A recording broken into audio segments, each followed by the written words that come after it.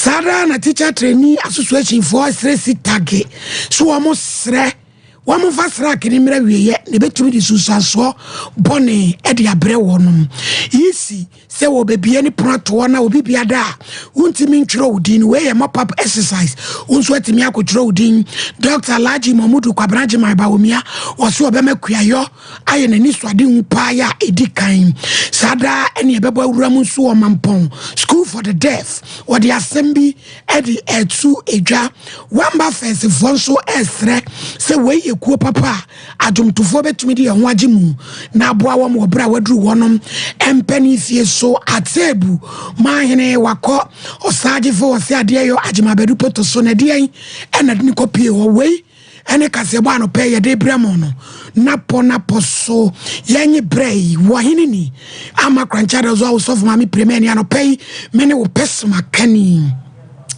Emra Sebedwe fia kwa sitina kwaje atum Europe kwasikoko sikai wo pepe wo ha ahanu ni dun so mpeso aduanan se wo moama e-learning laboratories ye wo senior high ahodo no won fanton akade odwem training a wotie adwam finance committee Emra Sebedwe fie ene onumunyafo Patrick Yaboama won na ne nsentwafo twetwe nkomo de asem tu wo manim se wo bom Emra Sebedwe no abaso titu ni edom ketwa no se wa ya de aboa amasa brei ICT equipments a wokoto na yi laboratories a wodo no watumi edi akoye adwuma o kan kwe central Emra Sebedwe ni se 2020 and another dan kwa kufuado edi e laboratories mako ahenu aduanan esi nani so se wode boa am senior high school a wodo no ene abefo enwomasuan ya edi technology na esua no wo matumi akoyanim osisika we beboa pa ema second phase no eyesuku laboratories mako ha edioson nan no watumi dia yemu adwuma. Sometime in 2020, government approved some facility to help with the construction of about 240 e-laboratories in some SHS institutions across the country. We exhibited a list of beneficiary schools to our report for your perusal. What we did was for the additional funding or financing for the next phase of 174 schools, which government sought and Parliament approved last week, Friday.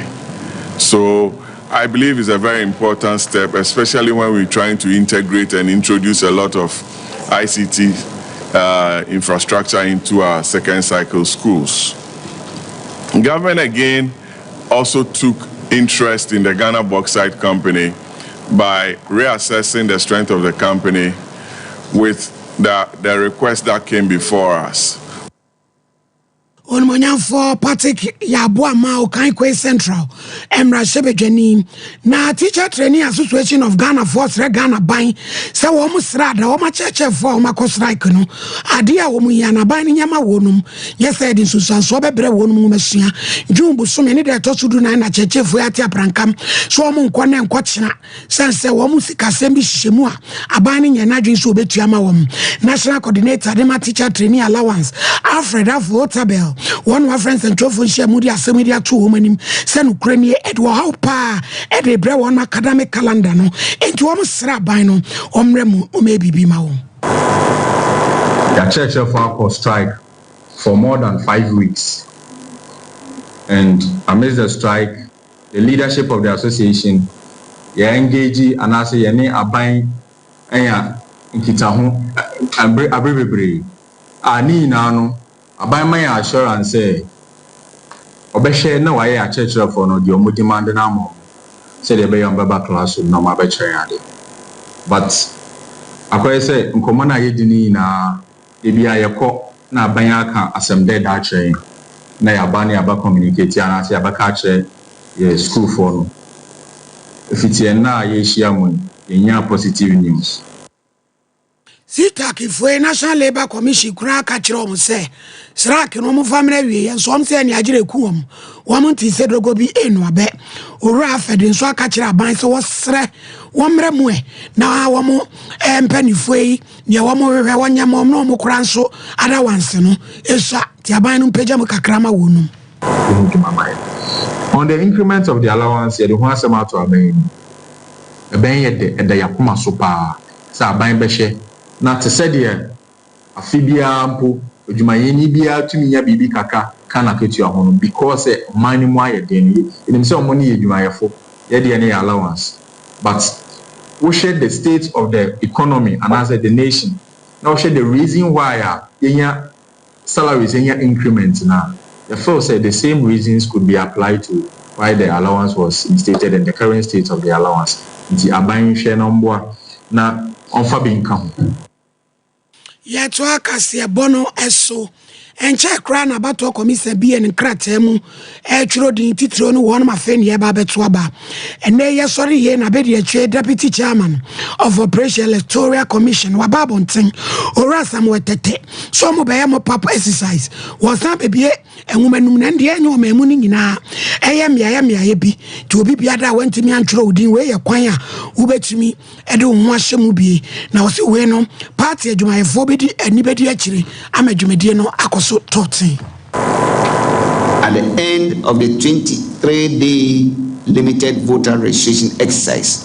from the 7th to the 29th of May 2024, the Commission registered a total of 778,447 voters. Females constitute 52.45% of the total registered, which is 408,332, and males constitute 47.55%, which is 370,115. Currently, there are 18,681,366 provisional registered voters, and we emphasize that these figures are provisional. As part of measures to ensure an all-inclusive voters register ahead of the 2024 general elections, the Electoral Commission is organizing a mop-up voter registration exercise to give opportunity to eligible persons who could not register and those who have turned 18 years since the limited voter registration exercise. Dr. Alhaji Mahamadu Kwabrajimai Bawumia Nyansa container ma wano na wojina Musa Frank Crawford ma ni pipi amanyuko wojina mu mentifi ya woton ne ho edema na de hye no kopie mu obusa na nanoma trankonya poto so ya wo mentifi apuye na asem ni ngade tiawa woso nyankropon Allah wodi ni wafofie na Ghana foto abade ma ne dia aworo kocha eya de be ne ni swade hu na no no ameye titide bi e de aso agahu ene nkrante no abefu said ya mai bi ti se Brazil ni China wo metimi aye bi anye hu setam ya de boa wo no mai no sa pepepe ne besie ose akuafo akade e beboa wonom na abefu kwa so watimi adro ni yie na wonu atwa ne duduo mu no obe ne sa pepepe afi fertilizer nso a ya de ya adwuma nei eno ya na akoya wudura na oden wonu ma abefu kwa so besa kiremu kra yentie ni kiremu. Talk about agriculture. I want to help our farmers. Farming is the key to bringing food prices down. And we are going to help the farmers increase their productivity. If you go to Brazil, an acre of land, maize can come 10 tons of maize. In China, they can get 12 tons. But in Ghana, we are only getting 4 tons. I'm going to apply the practices that we are seeing that have worked in Brazil and in China to our farmers in the Wa East district. Dr. Alhaji Mahamadu Kwabrajimai Bawumia Nyansa container and yet nka say Wakasanum. Headmistress Awobo Juma say in charge of academics Mampon School for the Deaf. Eya Madame Mabel Fosu ɛna wɔkasa sɛ ahonidie ɛyɛ ade a ɛha wɔn papa hɔ matraeɛ san sɛ yɛde sukuu mu wada ne bɔɔda ɛhɔ ne yɛtu bɔɔda nyinaa de guo kɔfa ɔhaw kɛseɛ paa de brɛ wɔnum kɔdaa no yadeɛ ɛna ne wɔ mu de asie ɔne kwadwobaafo ɛna twetwe nkɔmmɔ wɔ bra na yɛde nneɛma bi akɔkyɛ wɔnum Ghana Insurance Association for de sika ɛde akɔboa sukuu no na no ne yɛ maame de aba bɛtu dwa sɛ ɛyade ɛha dwen ti wɔfrɛ aban ankorankora ɛkuo ɛnhyɛ aban asɛsɛ NGOs set board and chance a yɛde wira gumu no ko mu bɛhia bi na tumi aboa ɛma honidie akɔso sukuu no emu. I came and I learned about how to get a profession, how to build myself, how to get to know people and build connections to get to places I aspire to. So I've had a lot of things and I've learned a lot of things and I've met a lot of people. And then I am looking forward to other inspirational programs like this one. Yes, I have. Okay, when I came here, what I learned was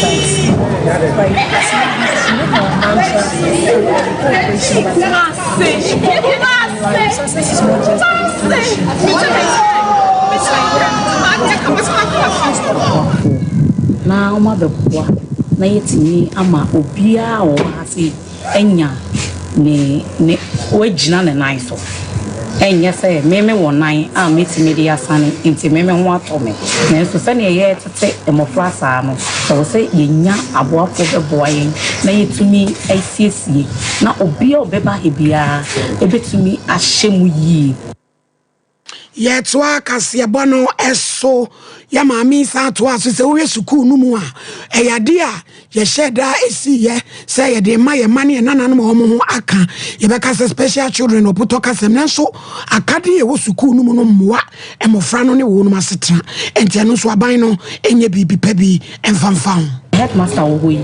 ne nine ya aboafo some be my Zoom lion container metal one kakaka ne bi eno be boa yen because we di jatu mu kra na into me she esan say eniema na yede efuntuma fra no emani into me she ena de bia so emofra no say eye container no mu ano nkwala ni bi nso use crutches ebi mu kra e wo deaf blind center omote wheelchair mu yede won fro a eya agese ye ma wheelchair no so ansa yede wo makosi dining hall so na so say ye wo we a ye be pia wo mafa so ama yen ho ato yin na omo so ho ato we ye maami Mabel ena yete ne nka se wo kasa no na yeto akase bone so enso ede amamu womba first for ena kasa wo masem nyina de tiawa se wonum eye dwumaku a oboa na ye maame ne papa no ma wo motonyom ne titu no wo ma tonyom ache no madane wo mpanifo enfie so no wo boa wo na ekuyi panipa ba kwa odi animu eni owura Frederick Duncan ya yenim no nyum to mu se Samaro Africa na dia asem itu dwa wo bra na wodi omdwumadie bi wo Cape Coast ogwei na wo se ba anyumtofo de a wo mo wefe eyade da wo makoma so papa woni Sompa kotie bekani a wo bo adwuma ma ye mfimfi mantem Eric Anan ena dia asem etu dwa ya na no memenda na wodi dwumadi ya na etiseye enu nti wo se anyumtofo nyina emfa wo mu anyim na entumi emwa wo sanse wo mu ni wo mu nuanom ewo enkrofo amaso kwesikokwa amaso ena akabo mu a wodi sa dwumai or your welfare positions. Yeah, but you man since 1920, you are going to take generations were great. One by first company, insurance, insurance, no way to musicians go to also torn one by them. Since I make you say, you know, they must say, when you be among someone, one by first company, what agent musicians, they are someone, not in some of those boy are born. You desire your organization, you be some grants, I'm an old musicians. Musicians who want to perform songs now to say born. And right you wakofo atapim kwenu ya wo hene ewo raba no edwem training su de madwumadie no e de afutuo kwama adwomtofo se nubone emwa to omtwe mfiri ho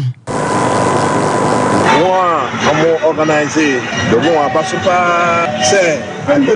obi wona aso okwanye nkanka sabe wona wafa reggae nyom ato ho da wo bona wona nyi o de sabe say I'm fine with one and can't in your one. Natural was a Sabi winning with. That's someone would be separate in your Dutch papa. In your one, no mama, Ebonima, and why chair Rascale Papia Levy, ya one also your president, Emma Pan African Ghana, one also the Kakra, Ewie. I just say, Ebema and your platform. On which me, Senor Bruni, can say, showcase their talent to the world and also to create business and moreover also advocacy for development. Wanyine ya ojina muuma adishia wa tebu na nanuma trankonya ohempondo kitaebu esiama eno odi nani achire mu ewo Bruno Regional House of Chiefs ede nani monyema kwachi adroma ama hini na wo munko mubo nyina ne se ebraso se wo babecha ne sanse ye kan droma e atebu ya droma obi bia den wo betimi age atebu nso ede every droma for ensem. Ye show nkran panimfo se tuonya tujina pa no bo atebebu de yentimi nka bono asem eni atebebu mfrim se e bono fo kan ayenim de esese ye ye show nkran se yenso so yetawochi bia utu a odin puntu beba bia yetawochi na no memenda ye kotechima ekoye kobuno na me she maintain me ba 19 say we need to prize, protect, and promote the brotherhood of Bunoma. Yet, Swakas, the bonus sono natchez or Siajefo or Siadrewa Jimabedua, one who see Dima, Bonon and Anoma Trancunia, one who should be a count. Sempre na ono babia akodiru na babia meso nyono aya ne ne manisha ba kofoi na me full time work me jaje me ye business me ye football me ye bibia bi jodu babia na kopa nti mpana chose mretenten ye hia na mbom ye ne na ayonkofa no odada sabio na nsoko hene ono ne ko hia ye ne ma obeka kire nyina nte we no tososo no sane aya no ohwem so ntahwa no mani tuta ade bia obaye bia yemfe na mu se ne bia obaye no aya no mu twakan ye wie kase bono no ayanti asempa kra ko foridua ani bunso enkwanta taxi driver bi okohia ne kofiri kwa mu wo ni nyina ne se petrol tank bi ana eba na ne ti no ate afiri so naka na chi no a patrol ni gumuo eba o senkani ye frene kwa mijan na odansini mununkum oto ye nkrabo ani ye jadan na o kirem se wo ma na tika ne mu di gina o metimi asan ho tanka no di bebo mu meja to mu a wo metimi sidwane no no de ne nan ka mu wantimi empie meja na hye no na arawosem se de o mu kirem enie Demo Puemansem, Aya Busu, and an important ma. I know Ben and that Krakumasi Highway. A honor, sir. I say, I don't say, Yapano, Kwame Dan, or eating taxi from Busu to a Kibi. Nakoba say, we are honor who will find dropping. Now, I'm quite sure almost called Kibino. And I would do a open and that don't catch your finish station down from Pacific filling station. I would do one. I know who's a tank biba. Now, a tank and ebano. Nitino et me it at chief netonoso. And a netonon kwan and namconum eba. Into a two Pacific on taxi in their partner a bomb winchain and a taxi driver also actually to say a kind of answer on also. Not only boys in the ticket, and our boys is on catch and can high idea. Nitina chief is on Kwana Benzi on phone book and not showroom. And also just a baby would know I'm not now going to showroom to try to say or monitor can so bit mass over Kana. Into the or so work on and attack and never torn and taxes. Minoka say, Matty Minidia, almost to me, I get me a PSC taxinum. No peer, no try to come chin governance with you, but not in a lot. And I'm not putting so tank up time a good for my just to win also Jan, Homa, a give boomer. Mino, I can't say the idea. I brand to me, I brand to me, I don't know, so I was me at one and I said, and why. we kase bon OCP Ghana Limited na di OCP fertilizer dia ba na nanom amudu atoso de we ye kwan kase a ebeboa moma mo no ba no asodo so momfa mo hunyim we o se wo pene baako duduo mo atu a ma mu nyina ubenya bia homa ne 0325 909437 na waje wo de 21st clinic ye ba European tour Europe might be a war na atiatika ibi awo ma unai kekabomu to athinti twetwenwo frenam be wo WhatsApp so now so fire bookings 0244 915 116 mizo any 5G eyanu ne a emro obi anu bi e waponto se a wanimu banyam ayagibi na mo ano persante ebo Benedict ono ne samu for penny ya osone kasebo so krojema me mambesi nkonwa egu ho asem so de ma mokuku a Veronica Jando oba pa ngofedue ne trafidie na chiri etwetwe funu mama MCR fonso ebo adwuma safo kantanka aya ene bebo adwuma MCR ho ebo aye mama de kasebo ibremu wahini ni ama kranchada zo of mama premier ni madam nyina ase ama monitor ya sorry de o ma ya wadubo ache obetranse ama